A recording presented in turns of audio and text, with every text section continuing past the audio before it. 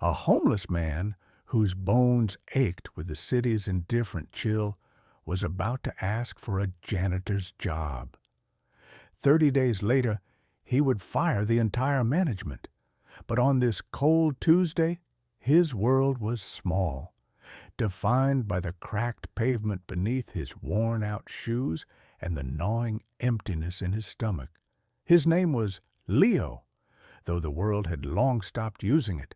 He was a ghost haunting the edges of prosperity, a smudge on the pristine glass of the metropolis. He clutched a crumpled piece of paper in his pocket, a desperate want ad for a cleaning position at the city's most formidable skyscraper, Ethelred Tower. It was a long shot, a prayer whispered into a hurricane, but it was all he had. His sister Maya was the sun his broken world orbited. Her laughter was a memory of a warmer time, a melody now silenced by the sterile hum of hospital machines. Her illness was a cruel thief, stealing the light from her eyes and every last cent from their long-vanished family savings. The doctor spoke in solemn, expensive words, and each word was a hammer blow against Leo's heart. He needed this job, not for himself, for her. He looked up, his neck craning to see the summit of the tower. It was a spear of glass and steel, piercing the gray clouds, a monument to a world he could only witness, never join. It felt like trying to ask a mountain for a handful of dirt.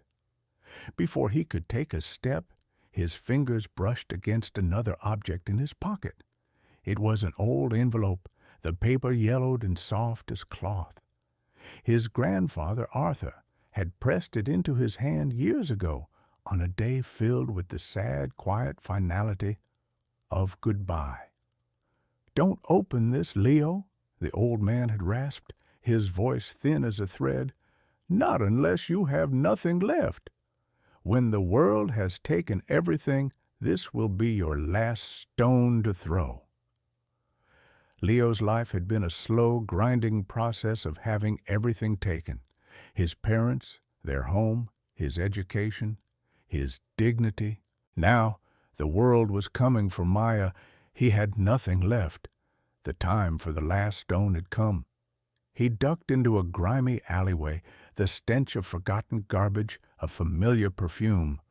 With trembling fingers, he broke the brittle wax seal. Inside, there was no letter, no wad of cash. There was only a single, ornately engraved key and a folded piece of heavy parchment. He unfolded the parchment. It wasn't a letter of hope. It was a bearer share certificate. The name printed at the top in elegant faded ink was Ethelred Capital, and below it the name of the owner, Arthur Vance, his grandfather. At the bottom of the certificate, a handwritten note in his grandfather's spidery script read, "The lock is in the foundation is in the tower." Leo stared at the words, his mind a whirlwind of confusion. Ethelred Capital, the company that owned the very tower he was about to beg for a janitor's job. The key, the foundation. It made no sense. It was a riddle from a ghost. But it was more than he'd had a moment ago. A flicker of something that was not quite hope, but a cousin to it. Desperate curiosity ignited in its chest. The janitor job was a plea for mercy. This felt different. This felt like a weapon. He tucked the certificate and key safely back into his pocket. He smoothed his thin, frayed jacket and ran a hand through his matted hair, a futile attempt to erase the evidence of his life on the streets. He would not enter Ethelred Tower as a beggar. He would enter as a man with a question. The lobby was an ocean of polished marble and expensive silence. Sunlight, filtered through the impossibly tall windows, illuminated floating dust motes like tiny diamonds. Men and women in sharp-tailored suits moved with a brisk, predatory grace, their footsteps echoing like heartbeats of commerce. The air smelled of money and a faint floral perfume that seemed designed to suffocate the scent of the outside world. Leo felt like a stain on a white dress. Every eye seemed to catch on his worn clothes, his unkempt appearance. He could feel their judgment, a physical weight pressing down on him. He walked towards a vast, intimidating reception desk, each step a battle against the urge to turn and flee. A woman with a geometric haircut and a smile as cold as the marble desk looked through him. "Can I help you?" she asked, her tone making it clear she doubted it. Before Leo could speak, a commotion erupted from the grand entrance. The revolving doors spun, spitting out a figure who seemed to suck all the air and light towards him. He was a man carved from arrogance, tall, immaculate in a suit so black it seemed to absorb the light, with a cruel, handsome face and hair the color of old money. This was Alistair Finch, the CEO of Ethelred Capital, a titan of industry whose face was a regular feature in glossy magazines. He was not alone. A small flock of sycophants trailed in his wake, men and women with eager, hungry smiles, laughing a little too loudly at his pronouncements. "The deal is done," Alistair announced, his voice booming across the cavernous lobby. "Their board folded like a cheap suit, as I predicted." The sycophants erupted in a chorus of manufactured delight. "Brilliant, Mr. Finch!" A masterstroke. Alistair waved a dismissive hand, basking in their adoration. He strode through the lobby like a king reviewing his domain, his eyes scanning everything with an air of bored ownership. Then his gaze landed on Leo. Alistair Finch stopped. The world seemed to stop with him. A slow, sadistic smile spread across his perfect face. He tilted his head, looking Leo up and down as if he were an interesting piece of refuse that had washed in with the tide. "Well, well," Alistair purred, his voice dripping with condescending amusement. "What have we here? Lost your way, little mouse?" The sycophants behind him snickered, their eyes gleaming with the promise of cruel sport. The receptionist stiffened, a flicker of alarm in her eyes. Security guards, previously stoic statues, began to shift their weight, ready to act. Leo's heart hammered against his ribs. He felt a hot flush of shame creep up his neck. He wanted to be invisible, to melt into the floor, but Alistair's gaze held him pinned like a butterfly to a corkboard. I was just," Leo began, his voice barely a whisper. "You were just what?" Alistair interrupted, taking a step closer. The expensive scent of his cologne was overpowering. "Stinking up my lobby, contemplating which of my employees to mug? Let me guess. You're here for a handout." He reached into his pocket and pulled out a thick money clip, peeling off a single, crisp $100 bill. He held it out between his thumb and forefinger as if it were contaminated. "Here," Alistair said, his voice loud enough for the entire lobby to hear. "Take this and go buy yourself a bar of soap, and perhaps some dignity, though I doubt it's for sale at your price point." The lobby, which had been a low hum of activity, was now utterly silent, save for the stifled giggles of Alistair's followers. Everyone was watching. Everyone was waiting. Leo stared at the bill. It was more money than he'd held in months. It could buy Maya medicine. It could buy him a week of hot meals. But the price was his soul.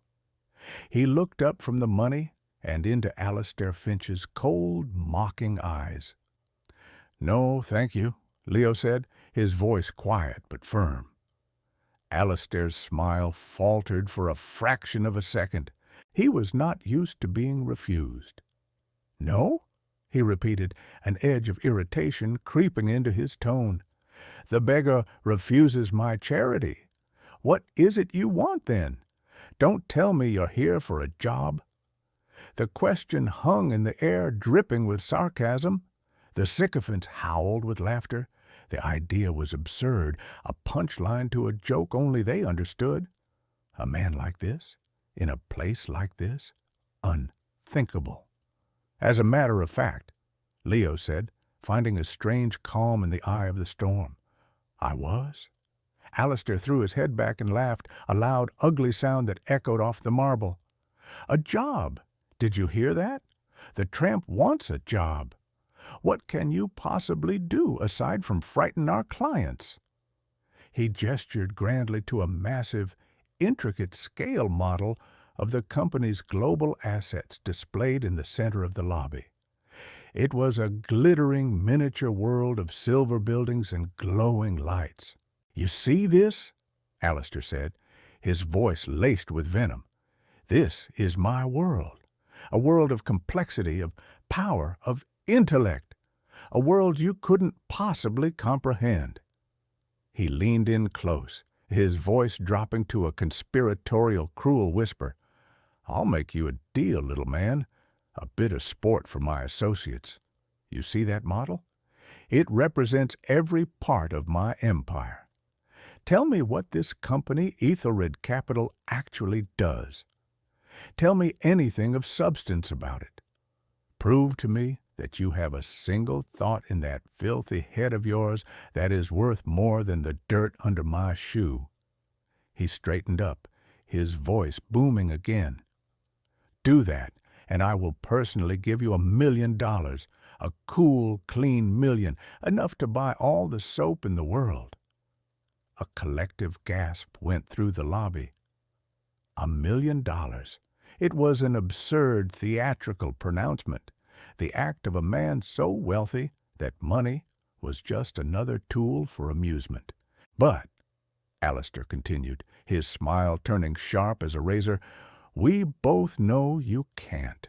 You're an empty vessel, a nobody. So when you fail, and you will fail, you will get down on your knees right here, and you will polish my shoes with that sad excuse for a shirt you're wearing.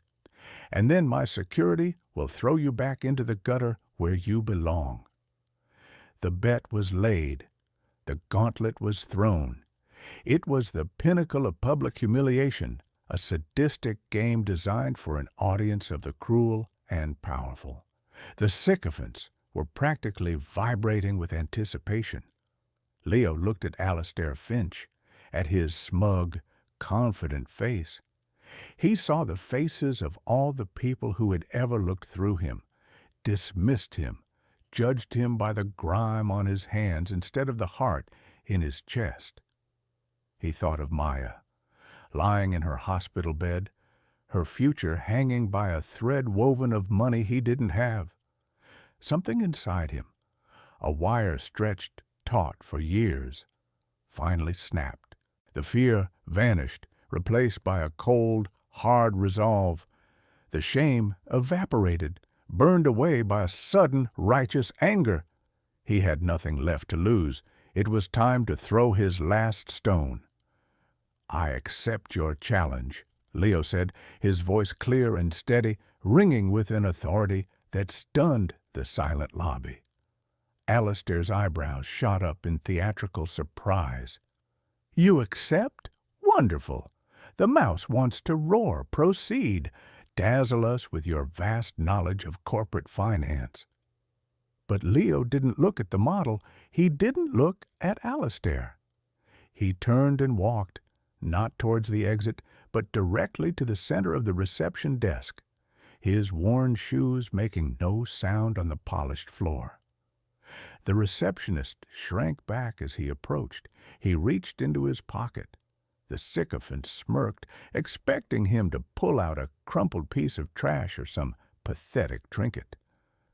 Alistair watched, a bored predator indulging his prey's final, pointless struggle. Leo placed the old yellowed envelope on the marble countertop. Then, with a deliberate, steady hand, He laid the ornate key beside it. Finally, he unfolded the heavy parchment and smoothed it flat.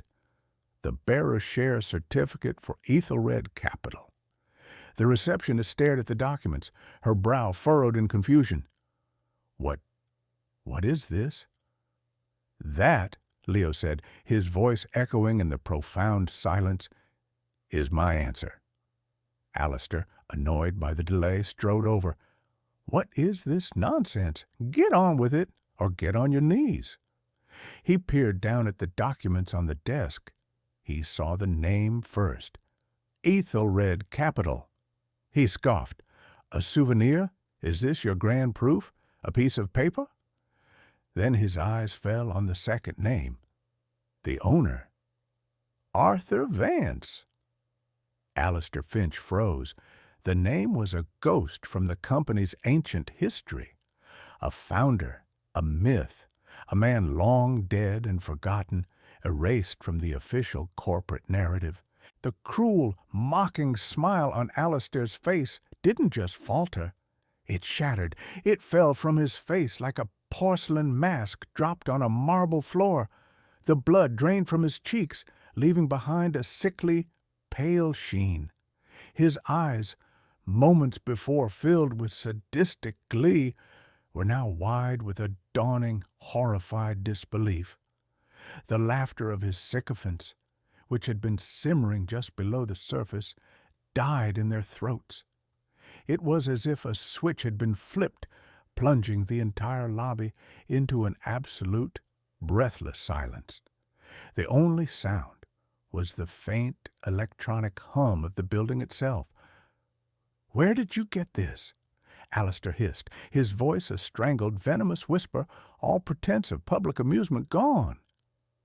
"It was a gift," Leo replied calmly, his gaze unwavering. "From my grandfather." The implication hung in the air, heavy and impossible. The receptionist looked from the name on the certificate, Arthur Vance, to the ragged man standing before her. Her mind struggled to connect the two. One of Alistair's associates, a younger man with a nervous twitch, leaned in to look. "A bearer's share? But those haven't been valid for decades. It's worthless." "Is it?" Leo asked softly. He tapped the ornate key lying on the counter. "My grandfather was a meticulous man. He believed in foundations. This key is for a safe deposit box. Here, in this building." The receptionist's eyes widened. There was indeed a high-security private bank in the sublevels of the tower. It was reserved for the wealthiest of the wealthy. Alistair stared at the key, then at Leo's face. He was searching for the lie, the trick, the angle. He saw none.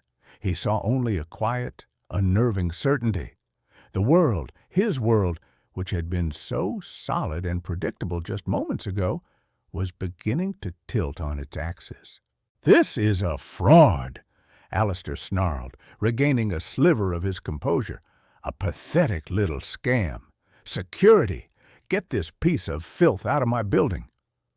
The two guards, who had been watching the scene unfold with stunned expressions, took a hesitant step forward. But before they could reach Leo, a new voice cut through the tension. "I would advise against that, Mr. Finch." An older man in an impeccably tailored but slightly dated suit had emerged from the elevators. He had a kind, weary face and eyes that had seen decades of corporate battles. He was Mr. Henderson, the manager of the private bank branch in the basement. He had been on his way to lunch when the commotion had drawn his attention. Henderson walked slowly towards the desk, his gaze fixed on the documents. He adjusted his spectacles and leaned in, examining the share certificate with a practiced eye. He ignored Alistair completely. "I remember the legends of Arthur Vance," Henderson said, his voice thoughtful. "They said he was cheated out of his own company, that the official story was a lie. He looked up at Leo. They said he vanished, along with the original founder's share. He then picked up the key. He turned it over in his palm, his expression unreadable. There are only 5 keys of this design in existence. They belong to the 5 original founding vaults in our branch. 4 are accounted for. The 5th has been dormant for almost 50 years. Vault 001. Alistair's face was now a mask of pure fury. Henderson, this is absurd. You can't possibly be entertaining this charlatan. Henderson finally turned to Alistair, his expression cool and professional. Mr. Finch, my duty is to the integrity of my institution, not to corporate theatrics. This key appears to be genuine. The certificate, while ancient, corresponds with the historical records of Vault 001's ownership. The only way to verify this is to open the vault. He turned back to Leo. Sir, he said, the single word landing in the silent lobby with the force of a thunderclap. If you would be so kind as to accompany me, we can resolve this matter. The shift was seismic. The receptionist, who had been looking at Leo with disdain, now looked at him with a mixture of fear and awe. The sycophants were frozen, their faces slack with confusion. They had come for a public execution. They were now witnesses to a resurrection. Leo gave a single, slow nod. Thank you, Mr. Henderson. As Henderson led Leo towards the secure elevators, Alistair seemed to finally break from his paralysis. Stop! He roared. I forbid it. This is my company, my building. Henderson paused, his hand on the elevator call button. He looked back at Alistair, not with fear, but with a kind of weary pity.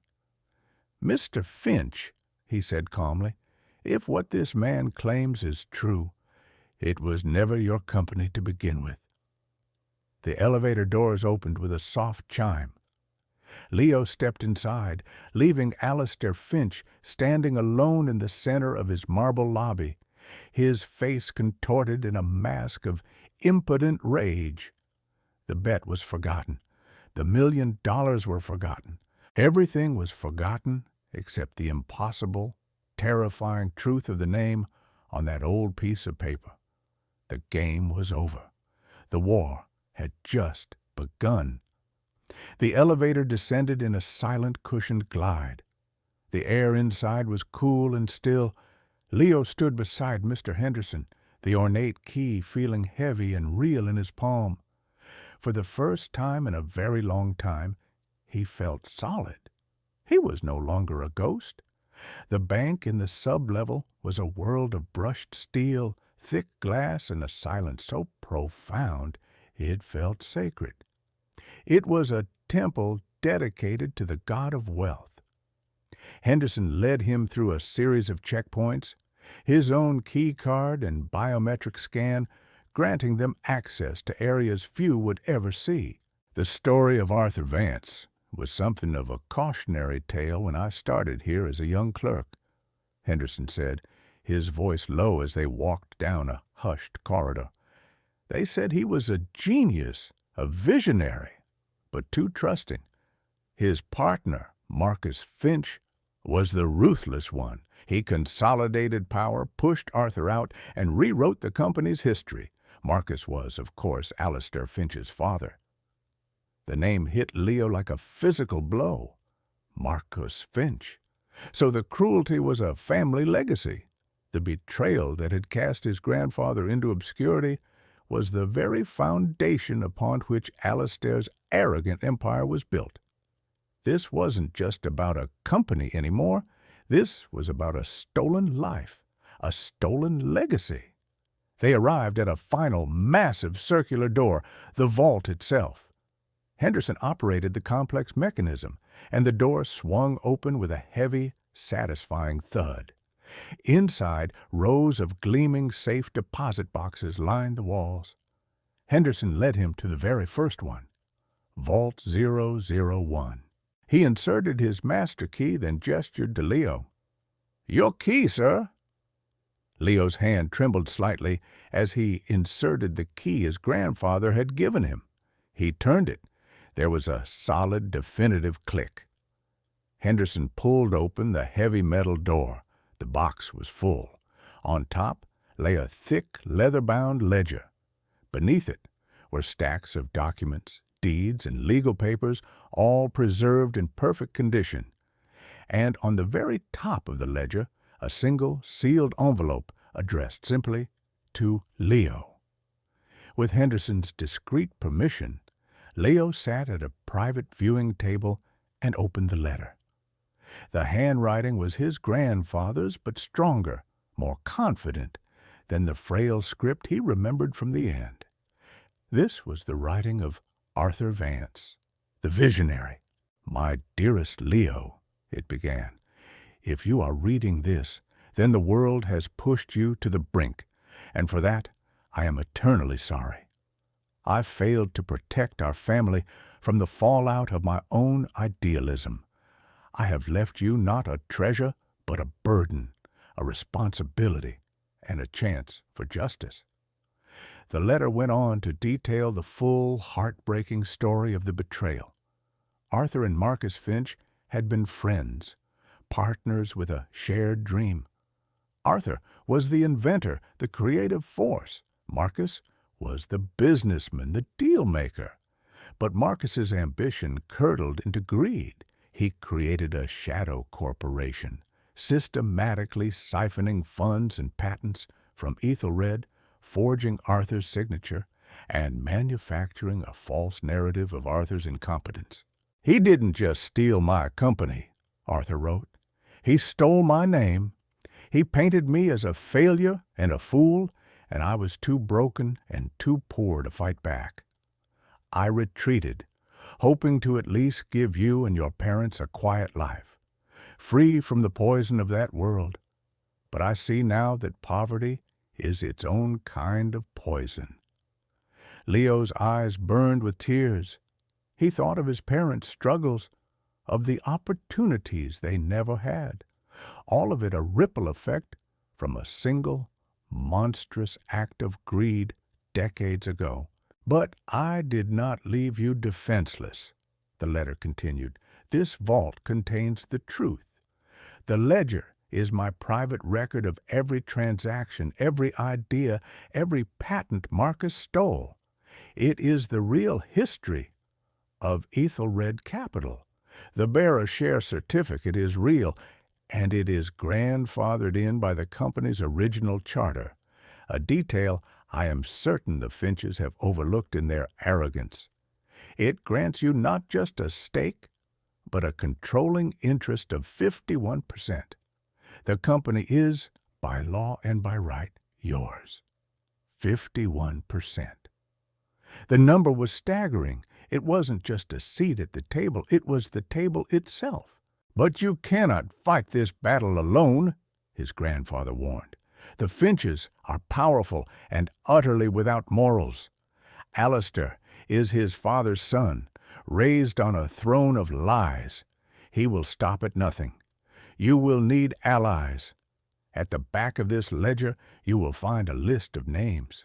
These are people I helped, people of integrity who valued honor over profit. Some may be old, some may be gone, but their loyalty was true. Find them. They are your silent army. Start with Tomas Petrov. He was my right hand, a man of unimpeachable character. If he is still with us, he will know what to do." Leo flipped to the back of the heavy ledger. There it was, a list of about 20 names and their last known positions. And at the top of the list, Tomas Petrov, head of strategic development, retired. He now had a map, he had the truth, and he had a name. Meanwhile, upstairs in the Ethelred executive suite, Alistair Finch was a caged tiger. His sycophants had vanished, melting away from his rage as if it were radioactive. He paced his vast office, the panoramic view of the city He ruled now a mocking backdrop to his powerlessness. "Get our legal team in here now," he roared into his phone. "All of them! I want every loophole, every clause, every trick we have. I want this heir buried under so much litigation, he'll be begging for that janitor job by sunset." He slammed the phone down. A fraud. It had to be a fraud. Some street rat had stumbled upon an old story and was trying to run the scam of the century, but the key, Henderson's face, the vault, a cold dread, an emotion he hadn't felt since childhood, was coiling in his gut. He thought of his father, Marcus, a hard, unforgiving man who had taught him one primary lesson. The world is divided into predators and prey. You must always be the predator. His father had spoken of his old partner, Arthur Vance, only once, dismissing him as a dreamer who couldn't handle the real world. A footnote in his own glorious story. Could the footnote be the entire book? The thought was so destabilizing, so contrary to the universe as he knew it, that he felt a wave of nausea. His phone rang again. It was the head of his security. "Sir, the man Leo Vance and Henderson have left the bank. They're heading to a car." "Follow them. I want to know where he sleeps, who he talks to, what he eats. I want to know everything," Alistair screamed. He hung up and stared out at the city. His city. He had built this empire, expanded it, made it more powerful and profitable than his father ever had. He would not let some ghost from the past, some ragged phantom, take it from him. He would crush him. He would erase him, just as his father had erased Arthur Vance. The retaliation had begun. Leo, guided by Mr. Henderson's quiet advice, used the bank's resources to find a phone number for Thomas Petrov. He found a listing for a T. Petrov in a quiet suburban neighborhood. It was a long shot, but it was the first step on the path his grandfather had laid out. He took a taxi to the address, the city flashing by his window. It was the same city he had walked through 1,000 times, but now he was seeing it through different eyes. It was no longer an unassailable fortress. It was a battlefield. The house was a modest, impeccably kept bungalow with a beautiful garden. An elderly man with a kind, deeply lined face and startlingly sharp blue eyes answered the door. He was leaning on a cane, but he stood straight with an air of quiet dignity.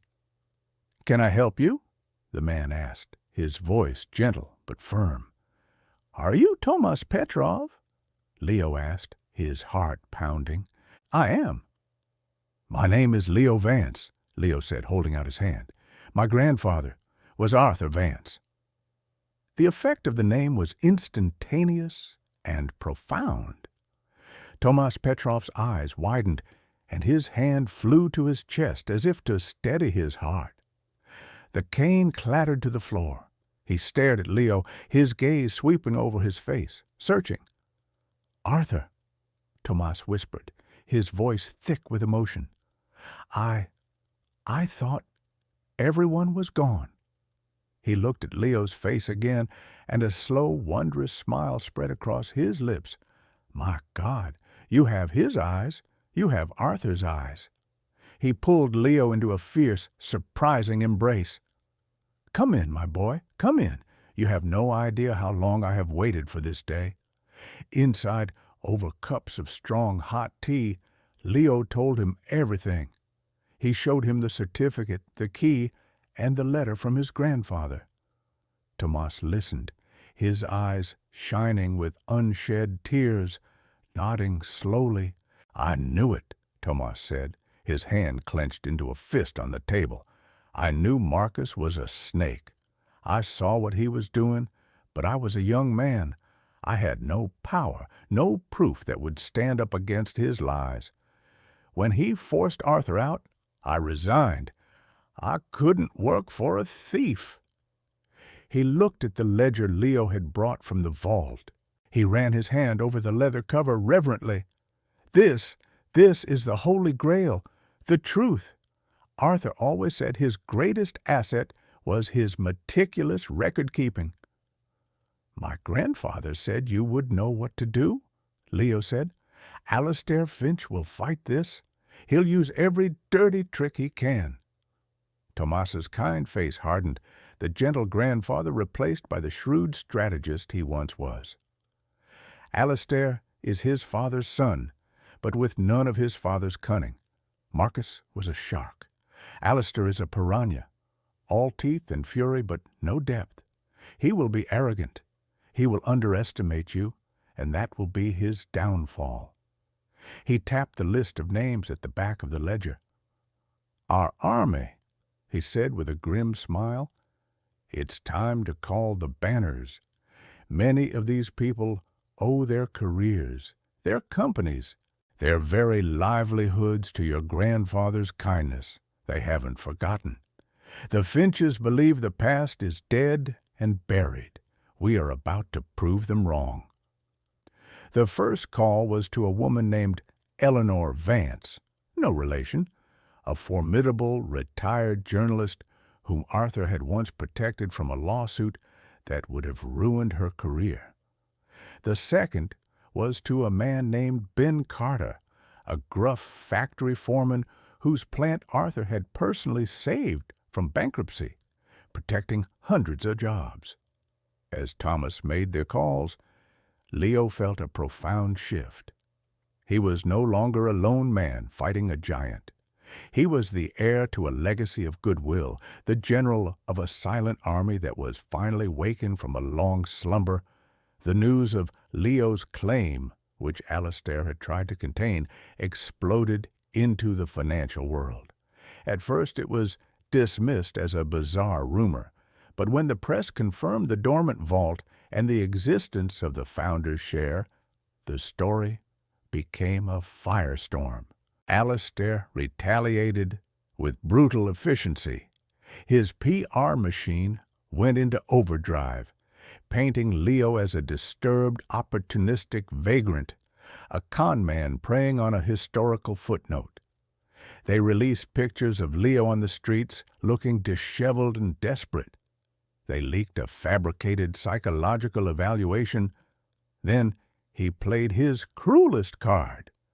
An anonymous source tipped off the hospital where Maya was being treated about their precarious financial situation. Suddenly, there were questions about her continued care, threats of moving her to a state facility. It was a clear, vicious message to Leo. Drop this, or your sister will pay the price. Leo received the call from a panicked social worker while at Thomas's house.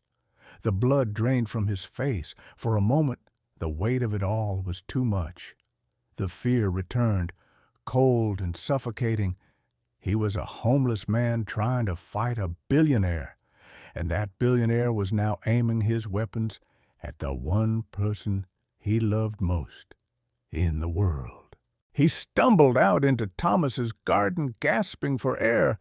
Was it worth it?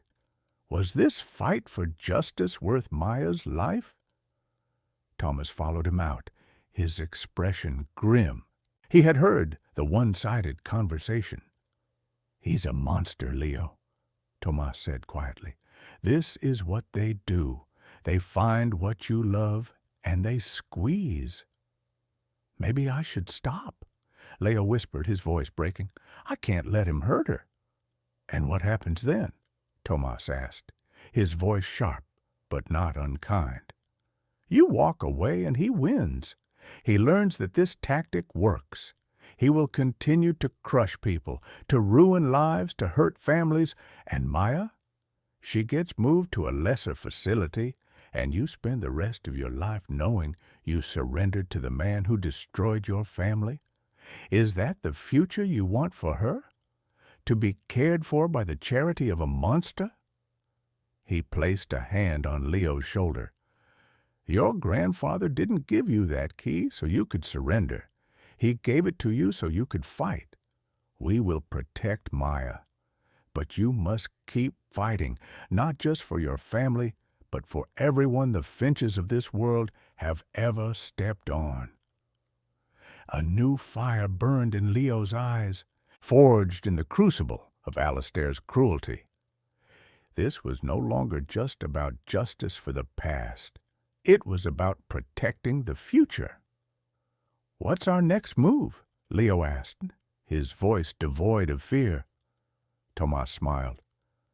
"Alistair has called an emergency board meeting in 2 weeks to have your claim legally nullified. He thinks he's cornering us. In reality, he's building our stage." He tapped the ledger.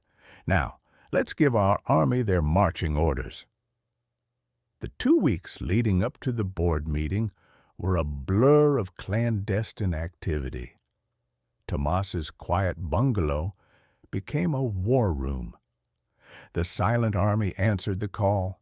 Eleanor Vance, the retired journalist, used her old contacts to start digging into the Finch family's financial history, uncovering a pattern of shell corporations and suspiciously timed acquisitions that mirrored the theft from Arthur. Ben Carter, the factory foreman, unearthed old shipping manifests and production logs from his plant's archives. They were dusty, forgotten documents, but they proved that raw materials paid for by Ethelred in the 1970s were illegally diverted to a new unknown company, Finch Industries. It was the seed from which Marcus Finch's personal fortune had grown. A brilliant but reclusive scientist, Dr. Eris Thorne, emerged from obscurity.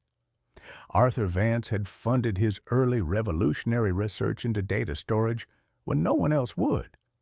Marcus Finch had later stolen that very research, rebranded it, and sold it for a fortune, forming the technological backbone of Ethelred's modern ventures. Dr. Thorne had the original dated research notes. He had the proof. While his army gathered ammunition, Leo himself underwent a transformation. Tomas coached him, not on corporate jargon, but on the principles his grandfather had lived by. He taught him about ethical leadership, about the responsibility that came with power, and about the history of the company Arthur had envisioned, a company that served its employees and its community, not just its shareholders. Leo absorbed it all. He wasn't becoming a different person. He was becoming the person he was always meant to be, before poverty had ground him down. The humility remained, but it was now coupled with a quiet, unshakable confidence. He bought a simple, dark suit with a small advance secured by Henderson against the vault's contents. It was not a costume. It was armor. They also took measures to protect Maya.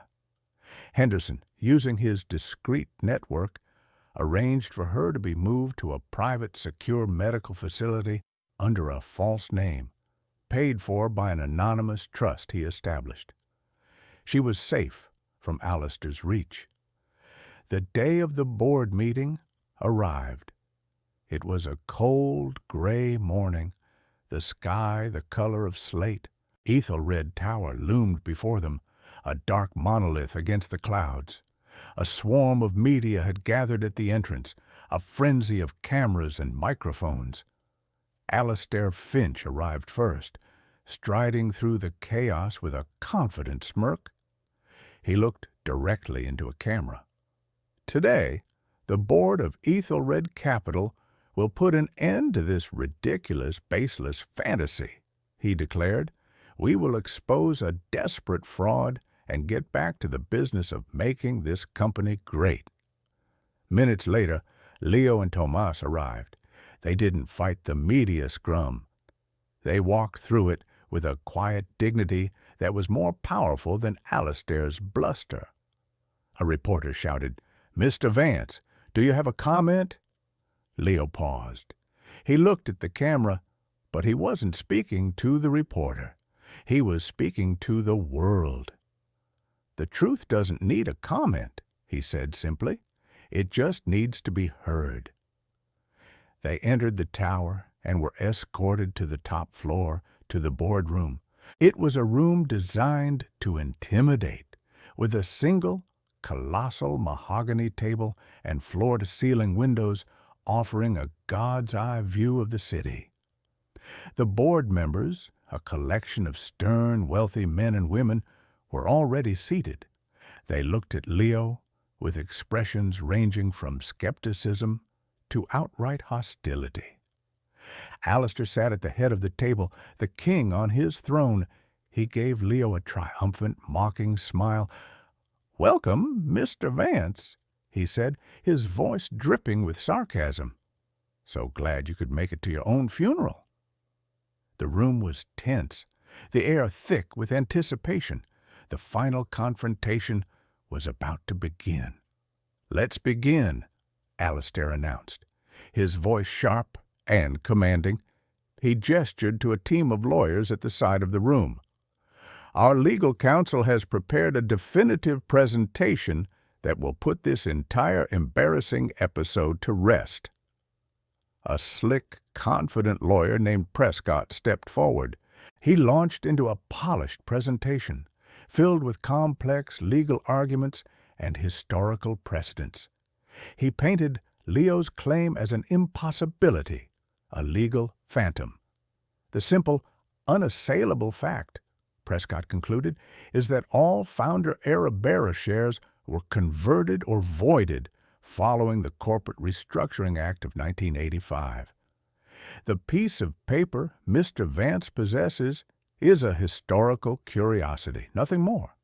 A souvenir with no legal or financial standing." He then delivered what Alistair clearly believed was the killing blow. "Furthermore," Prescott said, projecting a document onto the large screen behind him, "we have uncovered definitive proof of transfer. This is a deed of sale, dated 1978, showing that Arthur Vance sold his entire stake in the company to Marcus Finch for a nominal sum. It is signed, witnessed, and notarized.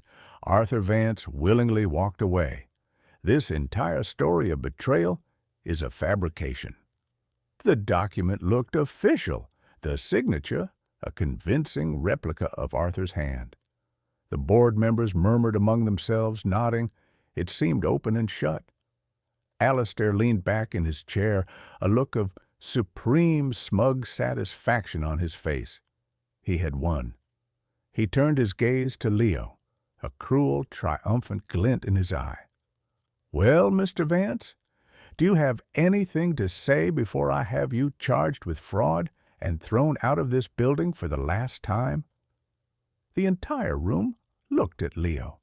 They expected him to crumble, to protest, to be exposed as the fool they all believed him to be. Leo did not look at Alistair. He looked at the board members, meeting each of their gazes with a calm, steady intensity. He stood up, not with anger, but with a profound, sorrowful dignity. Tomas sat beside him, placing a thin file on the table. "That document," Leo began, his voice clear and even, "is an excellent forgery. My grandfather's signature was convincing, but like all lies, it has a fatal flaw. You see, my grandfather was a man of habit.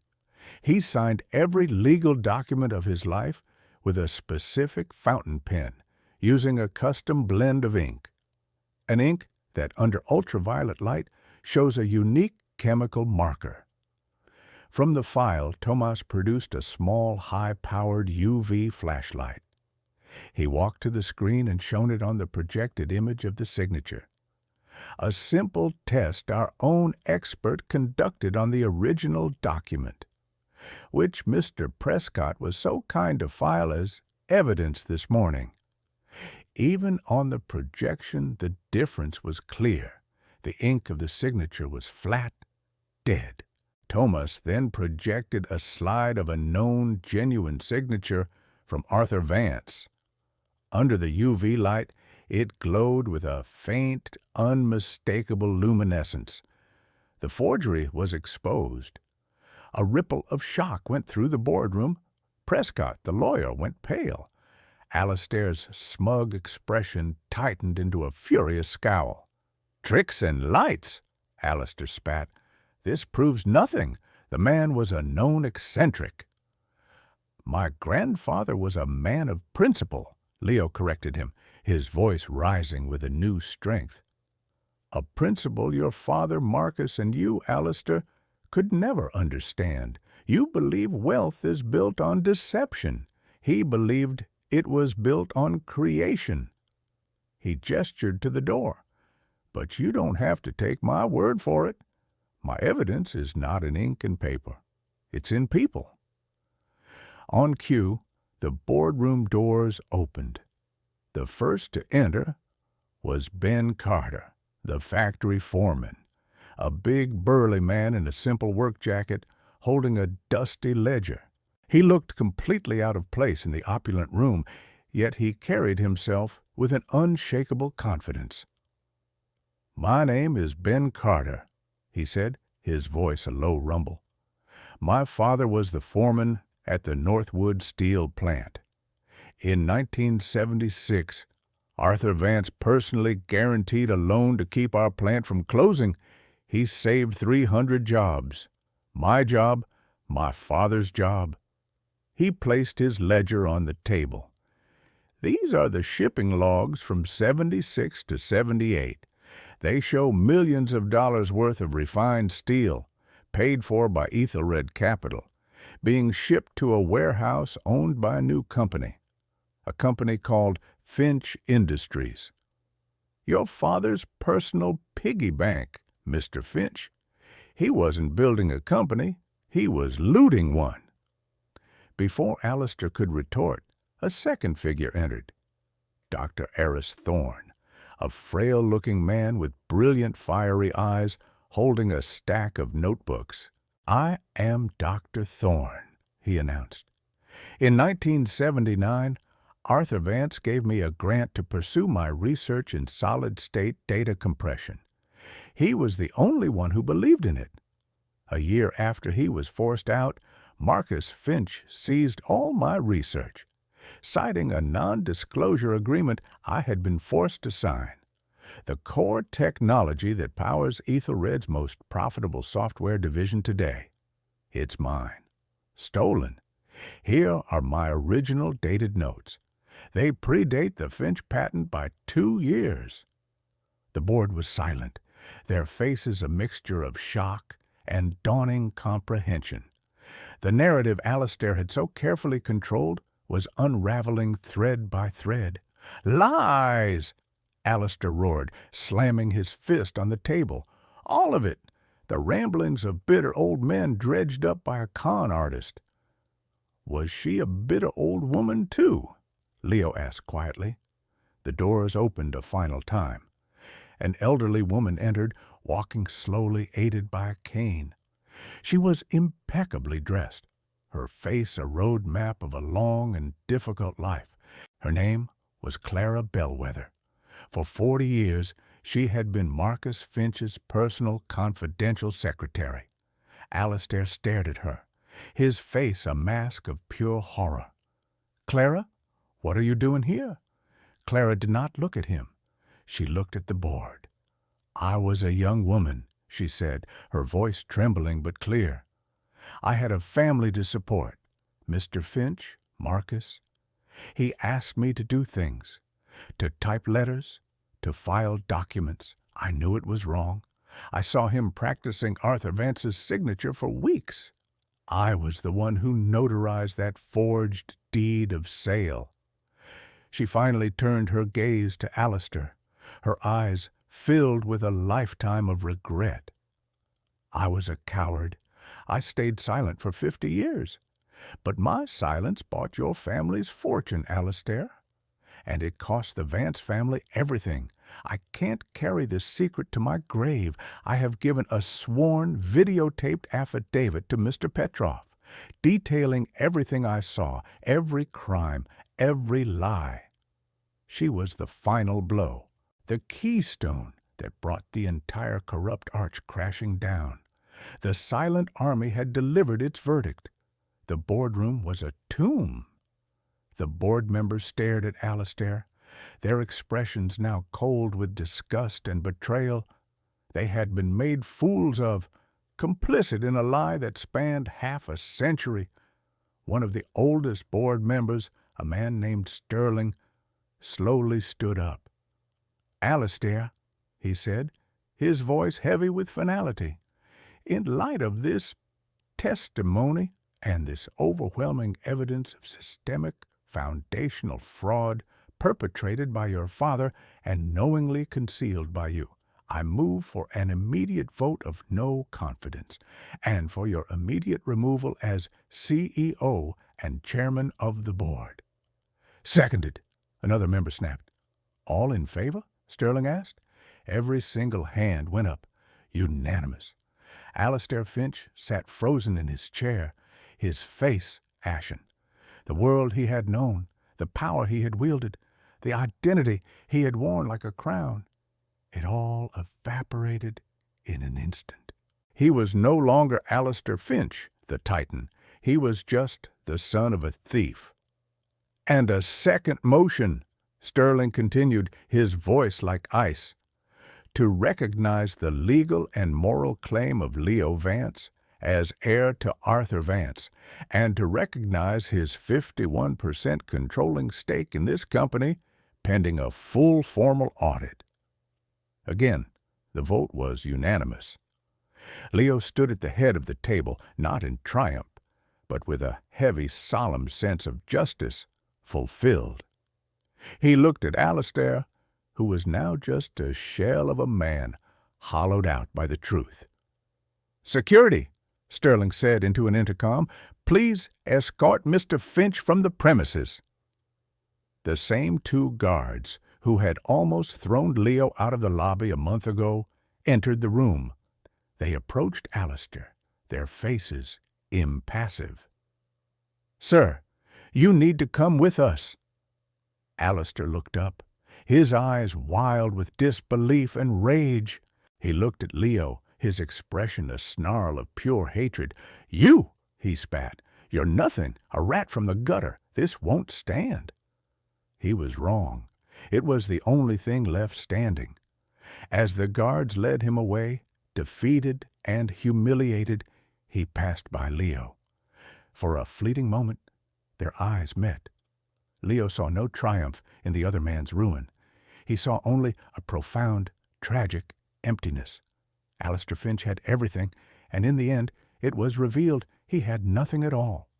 The downfall was swift and absolute. As Alistair was escorted out of the building, the media he had courted just an hour before descended on him like vultures. His face, contorted in a mask of impotent fury, was broadcast across the world. The story of the homeless heir and the fallen tycoon was a modern fable, and Alistair was its villain. The authorities, spurred by Clara Bellwether's affidavit and the mountain of evidence, launched a massive fraud investigation. Alistair's personal assets and those of the Finch family estate were frozen. He was left with nothing but the expensive suit on his back and a legacy of shame. Back in the boardroom, the tension had been replaced by a quiet, stunned reverence. The board members looked at Leo, their new leader, with a mixture of awe and apprehension. They were waiting for his first command, perhaps expecting a purge, a vengeful restructuring. Leo did not give them a command. He made a phone call. He stepped away to the window, turning his back on the men and women who now answered to him. He dialed the number for the private facility where Maya was staying. A nurse answered. "Hello?" Leo said, his voice thick with emotion. "My name is Leo Vance. I'm calling about my sister Maya. I want to let you know. Her treatment is now fully funded, all of it. For as long as it takes, give her the best of everything." He paused, listening. "Yes," he said, a single tear tracing a path down his cheek. "Yes, tell her I love her. Tell her I'll be there soon." He hung up the phone and leaned his forehead against the cool glass, looking down at the city below. For years he had looked up at this tower with a sense of hopelessness. Now he was looking down from it, not as a conqueror, but as a guardian. He took a deep, shuddering breath, releasing the weight of years of struggle, of fear, of invisibility. The tears came then not of sadness, but of profound, cathartic release. The quiet sobs of a man who had forgotten what it felt like to be safe. When he turned back to the room, his eyes were clear. His grief was purged, replaced by purpose. He looked at Thomas, who gave him a proud, encouraging nod. His first act as the head of Ethelred Capital was not one of business, but of healing. He announced the immediate reinstatement of the pensions and benefits Alistair had cruelly cut for retired employees. He established a fund to compensate all the inventors and small companies the Finch regime had plundered over the years. Then he addressed the board, his voice quiet but resonant with the moral authority he had earned. Ethelred Capital will no longer be a monument to greed, he declared. From this day forward, it will be an engine for growth, for innovation, and for community. We will measure our success not just by our stock price, but by the lives we improve. This was my grandfather's vision, and it is now our mandate. Later that evening, in the quiet solitude of what was now his office, Leo opened his grandfather's letter one last time. He read past the details of the betrayal to the final paragraphs he had skimmed over in his haste. It was Arthur's true last will and testament. "Leo," it read, "the money, the company, the power, they are all just tools. They are meaningless until they are used. A hammer can be used to build a home or to break a man's skull. I have given you a powerful hammer. Do not let it corrupt you, as it did Marcus. Do not let it make you arrogant, as it will his son. True wealth, my boy, is not what you accumulate. It is what you create. It is the loyalty of a good friend, the gratitude of a person you helped, the security of a family protected. It is the knowledge that you have left the world a little better than you found it. That is the Vance legacy. Not this company, but you. Your character is my greatest creation. Use this company to build, my boy. Build homes, build hope, build a better world." Leo folded the letter, his heart full. He understood now. The 30-day war was over. The real work, the work of a lifetime, was just beginning. He would not just restore his grandfather's company, he would fulfill his grandfather's dream. 10 years passed. A decade is a lifetime in the world of business, but it is a mere moment in the life of a legacy. Ethelred Capital was transformed. Under Leo Vance's leadership, it had become a global leader not only in technology and finance, but in corporate ethics. The company's stock had tripled in value, silencing the early critics who claimed that compassion could not be profitable.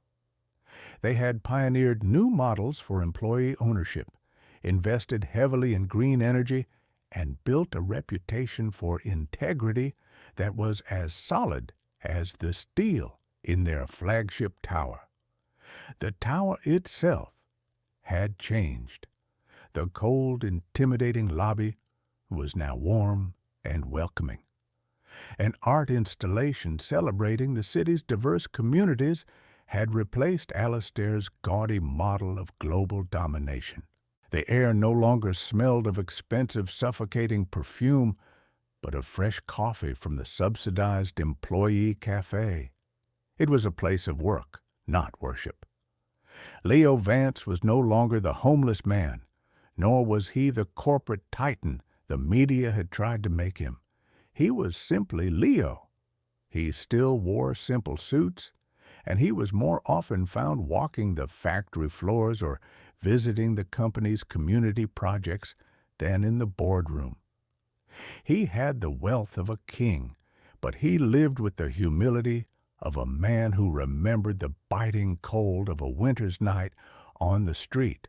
His sister, Maya, fully recovered, now ran the company's charitable arm, the Vance Foundation. The foundation was Leo's true passion.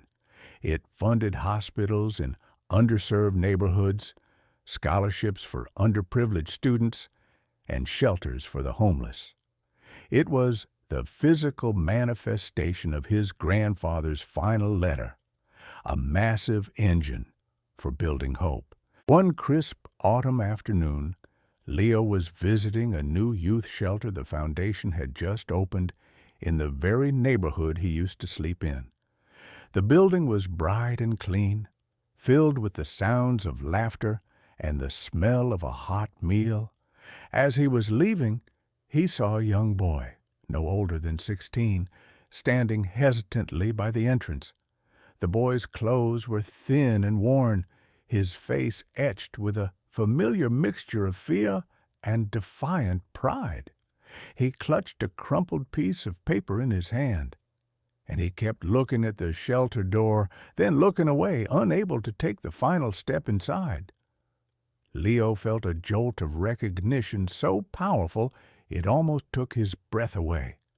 He was looking at a mirror, a reflection of himself from a lifetime ago. He walked over, not with the grand air of a benefactor, but with the quiet empathy of a fellow traveler. "It's hard, isn't it?" Leo said softly. "That first step, asking for help." The boy flinched, startled. He looked up at Leo, his eyes wary. "I don't need help," he muttered, the lie a thin shield for his desperation. Leo smiled gently. "I know, I didn't either." He pointed to the crumpled paper in the boy's hand. "What's that?" Hesitantly, the boy unfolded it. It was a flyer for a citywide coding competition. The grand prize was a university scholarship. "It's stupid," the boy said. "I don't have a computer. I don't have a place to practice. It's not for people like me." "Someone once told me a man was nothing more than the dirt under his shoe," Leo said, his gaze distant for a moment. He was wrong. A person is what they build. "What's your name?" "Sam," the boy whispered. "Well, Sam," Leo said, placing a hand on his shoulder, "I think you and I should go buy you a computer. And my foundation just so happens to have a few empty study rooms with very fast internet. I can't promise you'll win the competition, but I can promise you'll get your shot." Sam stared at him, his eyes wide with disbelief. "Why? Why would you do that?" Leo looked past the boy at the city skyline, at the distant peak of the Ethelred Tower. "Because a long time ago, a man I never met left me a key. He gave me a chance when I had nothing left. He was paying it forward. Now it's my turn." And what of Alistair Finch? His fate was a quiet, pathetic postscript to the grand drama. He served 4 years in a low-security prison for financial fraud. When he was released, he was a broken man. His name was a disgrace, his fortune gone, his powerful friends vanished. One of the companies he had once tried to bankrupt, a company that Leo had since helped rebuild, offered him a job out of a sense of pity. It was an entry-level position in the mailroom, a chance to start over, a chance at redemption. Alistair, his pride the only thing he had left, was too proud to accept. He refused the offer with a sneer. He was last seen a few years later by one of his former sycophants. He was a ghost haunting the edges of the city, unshaven, his once fine suit now ragged and stained, shouting at indifferent passers-by about the empire that was stolen from him. He had become the very thing he had despised, a ragged phantom lost in the canyons of the city, a man with nothing left. He was a living testament to the truth that arrogance, once planted, yields a harvest of ash. Leo, on the other hand, had learned his grandfather's greatest lesson. He continued to walk the city not as a master, but as a gardener, planting seeds of opportunity wherever he found barren ground. The harvest would be eternal.